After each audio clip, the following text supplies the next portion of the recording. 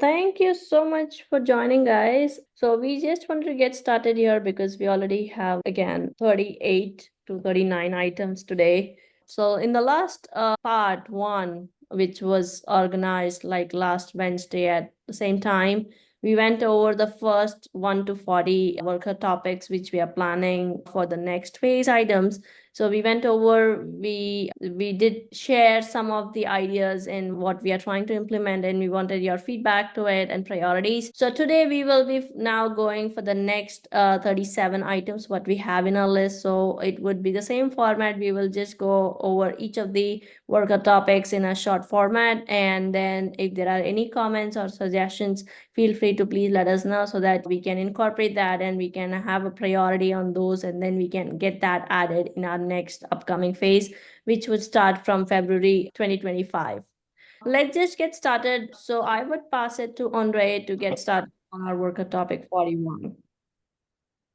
Thank you, Prina. We are continuing the same thread as we did in the previous meeting, and we stopped at number 40 then. So number 41 is about introducing integration with various other data sources that are available online or maybe even offline. We've got some ideas what those data sources might be, but we are actually reaching out to you, the community, to suggest the data sources that you or your customers, or maybe customers of your customers, would like to have included into, let's say, evidence or something that helps them to analyze the data that are to do with documents or tokens that are produced by Guardian. So if you've got some of those sources, please reach out. We will compile a list, and then we'll reach out to the data sources providers for integration opportunities. Thank you. Next one, please, Prina. This topic is about post-minting lifecycle rules of tokens. To this day, Guardian is mostly about pre-minting rules or lifecycle of data and documents that are produced of that data or containing that data. It's almost like on-ramping data, if you're familiar with this term in the blockchain, on-ramping it onto the blockchain, right? And this on-ramp culminates in the issuance of tokens. But what happens to tokens afterwards? At the moment, the only aspect of that is governed by Guardian is the retirement of tokens, because we've introduced that in previous phase, where there's a smart contract, where pools of tokens that can be matched are created and permitted by the corresponding issuing standard registries and so on. But that's the only aspect that is governed. But there might be others. That may be rectification is one, potentially token exchange and transfer. You may have limits, reasonably to imagine limits on geographic location of who can own which token and so on. Okay, thanks. All right, I thought there was a question. Okay, again, we reach out to you maybe to suggest some of the examples of those rules that should be implementable in Guardian. Next one, please, Prina. So this topic 43, maybe it would have been better if it followed the previous, not the 42 by 41, because it's a similar concept, except for not additional data sources that are available online, but data sources or data that a user would provide, maybe a document or Excel spreadsheet or something like that, that can be included into the chain of evidence or chain of data, which is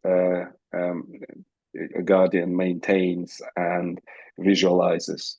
The implementation of the feature would enable users at various stages when they're interacting with Guardian to provide that additional data. Next slide, please. We have done a lot of work on making Guardian more stable, particularly when it comes to interacting with various external systems like Hedera blockchain and IPFS. There have been issues previously, various failures that weren't dealt with. We created a resilience module that now contains full information about the status, and, for example, allowed us just recently, just a couple of days ago, to solve a problem where minting failed for where we don't know why, but we got a hypothesis that there was some issue in the SDK, but we don't know yet. We're still investigating this. Doesn't matter. It's been resolved because of that hedera resilience module that we've introduced previously. But this ticket would take it further. So what I want to say, this ticket was written before that. So in consistent state, it's not exactly true. The data is in the consistent state, but there isn't a standard recovery path for the user at the moment. There is a facility in Guardian policy that can be introduced that would allow users to retry minting the tokens, but maybe we can standardize it, maybe implement a cross-policy facility, so it doesn't belong to the policy, it belongs to the Guardian. There are some complexities associated with this. That's why it's in the ticket, because it has implications on other things. So we need to know whether it's a significant chunk of work. So we need to know priority of this.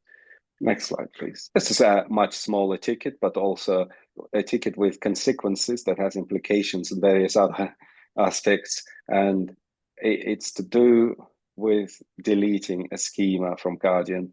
Each schema in Guardian can have, we can call them child sub-schemas that are also in themselves can have sub-schemas. So there's an entire schema tree. And at present, Guardian would not allow users to delete a parent schema for which sub-schemas still exist. But we could implement a deletion, a cascading deletion. A parent schema is deleted, everything else that is embedded in it is deleted as well. But that may cause significant issues for some users who may not foresee all the implications there. Anyway, it's up for you to decide whether this is required and what the priority of this is. So over to you.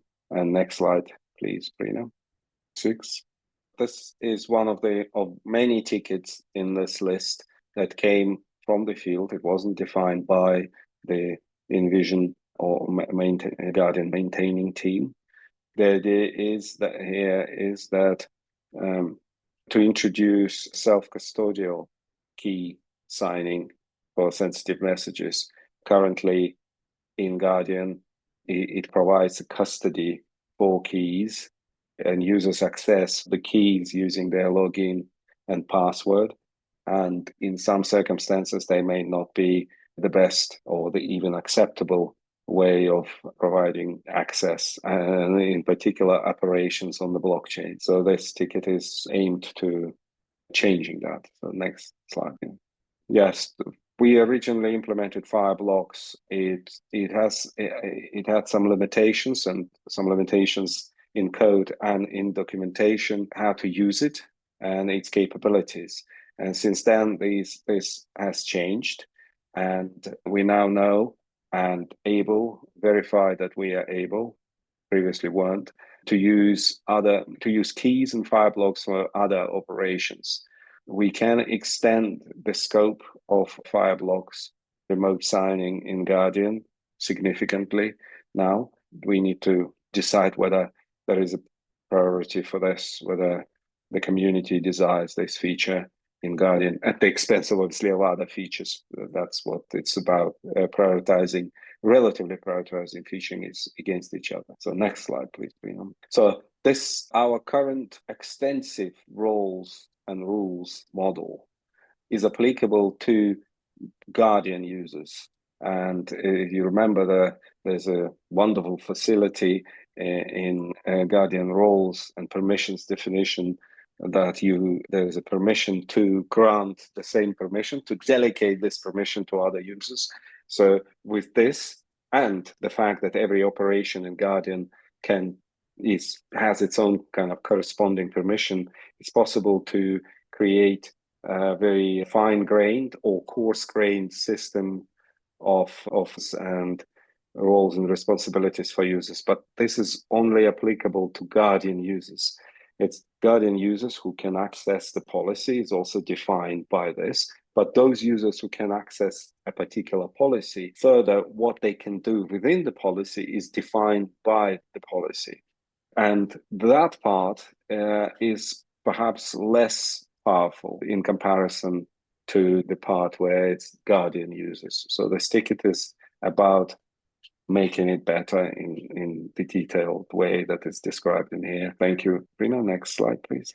As we've introduced the facility previously to assist policy authors in policy creation work, you can now search for usage of a particular block across various policies. So you could see almost in real time, you could see examples of the same block used in this policy, in that policy. And on that basis, you'd find a case like a normal software developer, perhaps, or you'd find a case which is closely resembles what you're trying to do. You have a look what other people's have done, and then maybe implement your own approach or borrow some ideas from open source for your open source policy, obviously. And that's how the knowledge is shared. But there are some limitations to this functionality currently because it can't have a complex sort of search across globally. It can search locally for not just one block and usage, but it has this expanding context. It can see, okay, there's another block and it can match what blocks in there. And it's basically a chain of blocks and it matches this. And then depending on the length of the chain, it ranks the results. So you could see which one is better, but you can't do that for the global search because it requires firstly indexing, creating hashes potentially of those blocks, because otherwise the performance would be very slow. So it is a significant undertaking to introduce that, and it's going to change what data is stored or how it's referenced. It's for your consideration here. Next slide, please. Yes. So this ticket, again, is a community ticket, and it's about using Guardian UI to access a Guardian policy from published by a different instance. There are a number of user roles out there where let's say they work almost like a consultancy or something. They serve many clients, and each of those clients, potentially, let's say a project developer client, can be on a different Guardian instance. Their project is hosted on a different Guardian instance. So these users then would have to log into the Guardian instance to do their actions. And this is inconvenient for those users. Obviously, if you're a VVB, you would like to operate within a single kind of instance and access all the data for all your clients that are hosted somewhere else in other Guardian instances right here in your Guardian instance and perform operations in this. Again, yeah, it's for your consideration. It's a ticket submitted by the community. Next slide, please. At present, there is a limitation in Guardian policy where external data can be only a single external data block in the policy. It's clearly a limitation that seem to stand in the way of some use cases with the ticket here.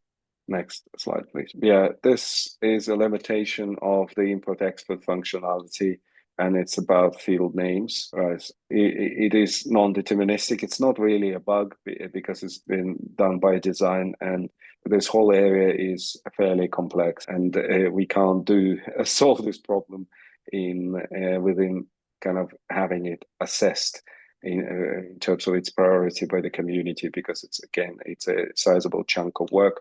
It's a significant amount of new code rather than fixing as a bug. So it's for your consideration here for assessing your priority of it. Next slide, please. Yes, so this we got at present when the calculations based on the project value doesn't fall exactly on the number. And obviously tokens can be 1 or 2, but it can't be 0.5, let's say, tokens. We have a hard-coded strategy for rounding, but it is not flexible enough, and it's possible to introduce a configurable one. It's not such a big, sizable ticket, but we do need to know what kind of rounding strategies would there be needed potentially. Is it only up or down rounding, or is there more complex like keeping 0.5 for the next step of minting or something like that. We would like your comments on this, please. Next slide, please. So at present, when policy is discontinued, it's no longer the policy engine in Guardian instance makes sure that it's no longer executable. However, the UI does not reflect it in an easy way, and maybe some users can still try to click buttons, and of course they will receive an error and maybe get confused. It would be best if those buttons that trigger those errors would have been grayed out somehow in the UI. Next slide, please. Yeah, we previously were talking about enhancing our Excel import-export capability for field names management in that. There's another potential enhancement that we can make to the import-export function to not only import-export Excel, but also JSON, because Excel is for more business users, but it's not only business users, it's also technical users that use Guardian, and maybe they are more familiar and more comfortable with JSON files.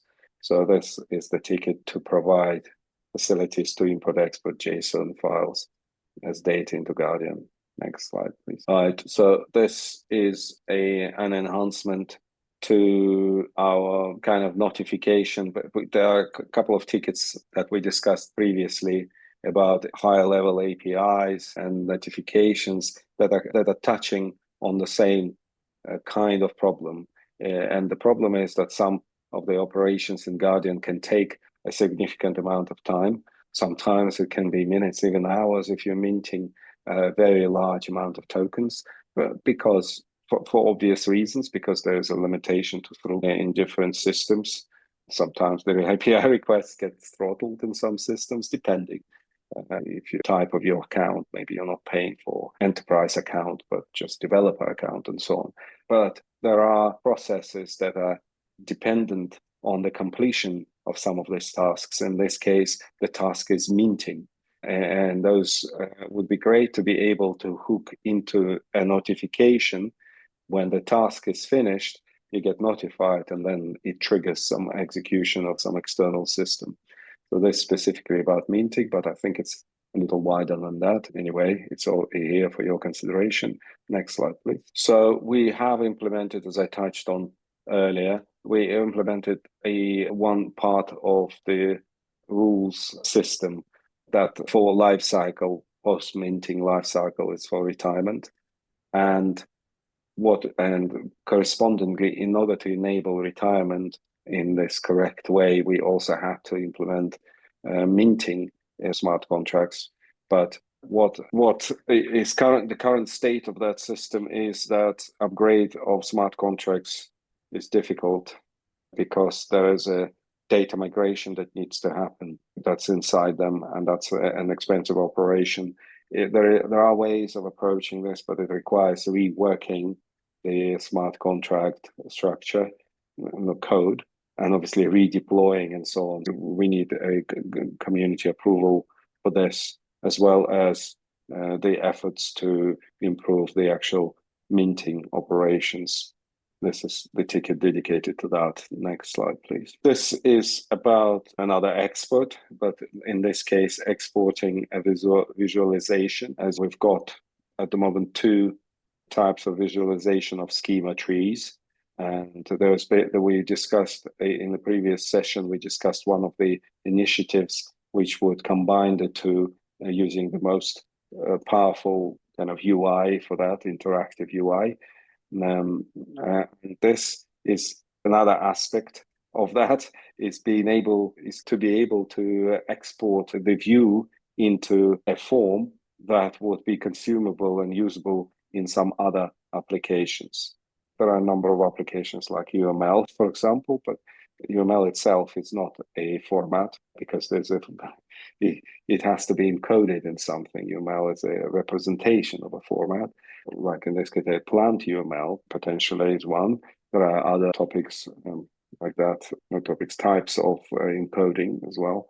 Yeah, next slide, please. Yes, this is about enhancing our integration with Mika Wallet to enable a revocation action to be synchronized across Mika Wallet and Guardian. At the moment, this is not handled.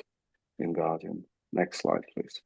There would be, from this point on, we've got quite a number of tickets that are enhancements that were suggested by the security review. Some of these tickets have been downgraded, not the tickets themselves, because we've implemented the mitigating actions. We've implemented the most critical fixes, which reduced the severity or probability or exploitability score, usually both of these issues, significantly, and therefore they're no longer mandatory. But then for most of this, there's a theoretical possibility of exploits, and therefore we need your opinion on how urgently, in comparison with all the other tickets that we considered so far, this series of tickets is. So this is a potentially server-side request forgery functional vulnerability in Guardian. Again, it is not exploitable that easily as well, but it's here. Next slide, please. Also, there is a consideration that by default, while Guardian contains many or supports many integrations for secrets management, and they are enterprise grade security quality, but the default configuration for ease of use is that Guardian stores secrets in the database, and it is rightly called a weak configuration from a security perspective. However, it has implications on the usability of Guardian, especially for new users, and there's a balance to be had. So we'd like your opinion on where the balance would be. Next slide, please.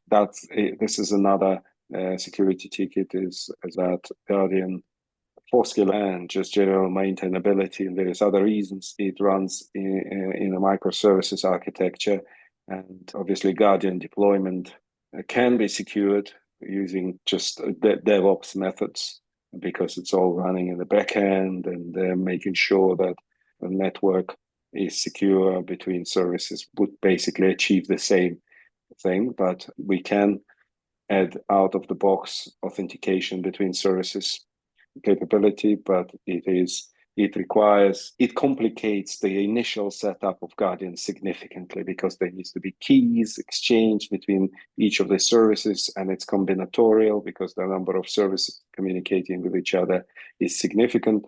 We are not sure that the community would benefit from this because of significant complexity increase. We can attempt to reduce that complexity by providing a configuration wizard, which would guide users through this, but it would still be quite a long process of configuring Guardian before you can run it. As opposite to now, it's very simple. Couple of records in the init files, and they're not init, they're in env files, but initialization files, and the Guardian is up and running. Next slide, please. Multi-factor authentication for users of Guardian is not supported currently. It's something that's recommended for all applications. We would like to know whether you consider that a high priority feature. Next slide, please, Priya. Right. There's also a standard in security, which are some of the standards listed here, but particularly NIST, National Institute of Security of Standards, not the Security, National Institute of Standards, recommends short timeouts. At the moment, the timeout is quite long, and I would like to know there's a balance, as pretty much always, between security and user, and sometimes it's referred in the instance usability is security, because if usability is low, users will find a way to make the application or your product usable by skipping some security. The best example is reusing the same password. If your system asks your password all the time, you use 123 or something like that password, and that's been known to be the main way of compromising systems. There's a balance there that needs to be established. Next slide, please. Right. Yeah, it's quite a low-level task, but it is, again, it's from a security, and it is a potential enhancement. But yeah, we will once working on the others, this would also be implemented as well. Next slide, please. At the moment, it's for maintainability and security, not security, but ease of identifying issues. System logs can be accessible by all registries. That's because most of the time it's a single registry, single instance. However, or single entity, multiple registries in single instance. However, there might not be a correct approach, hence this ticket. Next slide, please. Yeah, there is no password policy that's enforced by Guardian for users that create their password. And once again, users might use a very simple password, easily guessable. There is a list on the internet of those passwords that attackers use on pretty much every web application that's exposed to the internet. And there's some bots constantly running, and they're trying endpoints and seeing if there is a login, and they're trying those passwords. And I think that hence this ticket here that our security reviewers recommend, we enforce a password policy that's secure, so users cannot provide a weak password. Next slide, please. There are some libraries in Guardian. We are constantly updating libraries that Guardian uses. Some of them are older than they at the time of this review, but also there's always a point in time where libraries can be outdated, because there's more application development. There's a lot of it is integration. There's a very deep dependency stack of libraries, and tracking it is a significant effort. And unfortunately, as it often in the open source community, sometimes new versions are not backwards compatible with the old versions, and therefore we need to make changes in the Guardian. So we are working on this. However, this ticket shows that it's not perfect. And there are some significant ones that we may need to upgrade. Next slide, please. Yeah, so this is a kind of a low-level technical ticket for retirement and minting contracts. The way they implement it, there is an owner role on the contract that enables, for example, a contract upgrades if needed. It is not flexible because there is no sort of backup option for that contract if the owner lost the key or something like that, or needs a change somehow. And this ticket records the requirement for changing this and implementing a method to basically change the owner role, as it says in the headline of the ticket. Next slide, please. Our contracts are written in a slightly outdated Solidity version, which is it's the same major version, but again, it takes time to develop and then upgrade. As discussed, it's pretty much the same problem as previously. However, it's something to keep in mind, and we need to allocate time to keep upgrading Guardian to the latest software available at the time of the release. Next slide, please. There's another security aspect here. It's quite a low level and unlikely to be exploitable. However, in principle, it's there, and the auditors highlighted it for us that we may want to improve this. Next slide, please, Preenam. This is now the security tickets ended. We've got a few tickets for functional tickets now left. There's not that many. I think we're doing okay on time. So this ticket is about enhancing a policy author experience by allowing the policy author to test or debug the code in their custom logic or calculate blocks in place in the editor while they're designing it. And of course, it will shorten the cycle of developing that code and then testing whether it works or not, as some of that can be fairly complex. And obviously for users who are not familiar maybe with Guardian yet, yeah, thank you. Present search and policy comparison and data comparison functionality, but specifically policy comparison functionality, is sensitive to the order of the fields in the schemas. So it can identify similarities in schemas. It can identify blocks of similarities. For example, if kind of the fields are in the same order, but they're separated by fields that are present in one but absent in the other side, it will find and identify the fact that they need to be shifted, and they will display it like this, and it works. But there are cases where you could design or find maybe schemas where if you randomly mess with the fields, then the order is different, their position in the document is different, and there's not much for Guardian to go on to compare it. So Guardian would identify them as different in the policy comparison tool, or in the search it wouldn't find them because they are sufficiently different to not be similar. Search would miss them, but it can probably be improved. It's not absolutely clear yet how to do that, but we can definitely make steps forward and improve that and improve those rules. So whether this is needed, please let us know. Next slide, please.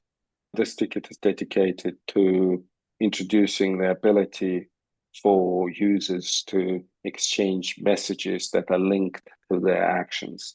For example, a message rejecting something would then trigger, or rejecting something with a request for additional information, while the user on the other side would then write a message providing that information. That sort of conversation, a thread that is linked to an action or a document or an artifact in Guardian, which it can also potentially be, or if it's not public, private, but published in an encrypted format in a storage where it can be retrieved later and so on, and the storage is all that conversation also contains data that is important, and they may be useful in determining the properties of the asset potentially. Yeah, this ticket is about introducing that functionality into Guardian. Next slide, please. This is a request to introduce a possibility within Guardian policy to transfer, to have a block that allows payments in the policy. And there are some use cases for that. It's to be discussed with the community, whether it's required and whether it has other implications, regulatory potentially implications. Next slide, please. This is a ticket to improve the speed of indexing by sacrificing the breadth and allowing it to focus on one particular sort of chain of documents or trust chain associated with a particular policy. It's a functionality from a user perspective. If this functionality is implemented, a user would be able to, let's say, publish mint tokens or publish some documents, and then by specifying, let's say, a policy topic, it would say to an indexer, please index this now. And the generic indexing would take a lower priority, and the indexing of this specific chain would be of high priority, meaning it's executed quicker and would appear in the indexer faster. And that way, time to being indexed could be optimized significantly. Thank you. Prima, next slide. Yes. At the moment, Guardian supports GeoJSON, but it supports data coordinates. They're superimposed on the map correctly. But what it doesn't support is complex shapes. So if you, for example, if you recorded an area in your verifiable credential document, it supports it, but it doesn't visualize it properly. They're visualized as dots, not as the complex shapes. So if you were to record a particular area of a particular shape in your GeoJSON, in your verifiable credential documents, it would be visible in the Guardian UI currently as a collection of dots, but it would be best if it had links and so on. This ticket, implementation of this ticket would enable that kind of view. Next slide, please. Okay, we are done. All right. Thank you. Thank you. All right. So as we have completed and gone over all the 77 worker items, what we have in our list and what we want to plan and prioritize it for our next phase, next roadmap, 6 months roadmap of Guardian. Before I go to the Excel sheet, which we would be sharing it with you guys, I just wanted to check if anybody have any questions on any of the worker topic what we have gone in last meeting and even in this meeting. Any question? All right, so I think so feel free to look at our recording. We will be sharing these two, both the recordings, soon in our Slack channel and everywhere in our social media as well. If you have any questions after the recording, feel free to reach out to us on the Slack channel. So I would also like to give you a quick overview of what we will be sharing soon to get your feedback. So what we have done is we would be following the same process what we have done last time to get your feedback and priorities for our worker items. And as you can see here that we have still collated the existing priorities what we have received from you guys last time. We will be using the same format this time as well.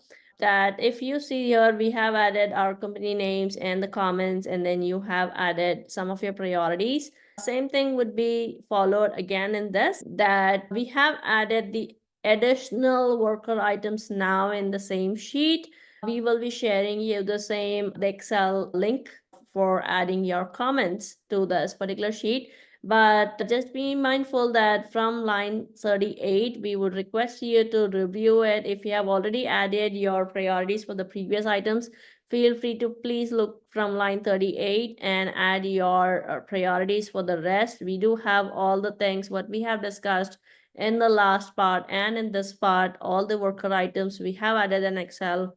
We have also added the ticket link to it, and we have added the titles for it.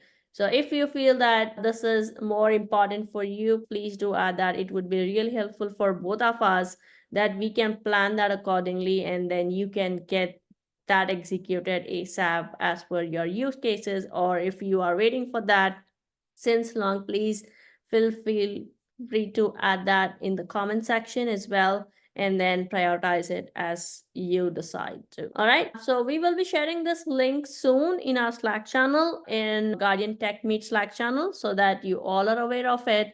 And please, if you have any questions, anything on any of the worker topic you want us to again discuss, we can discuss that in our further tech meet. It would be helpful for you and also for us to help understand better. One last thing, from next week, our tech meeting link would be the same as usual. So as you already have the meeting links in your calendar invite, so please follow that. These two meetings were just for the webinar.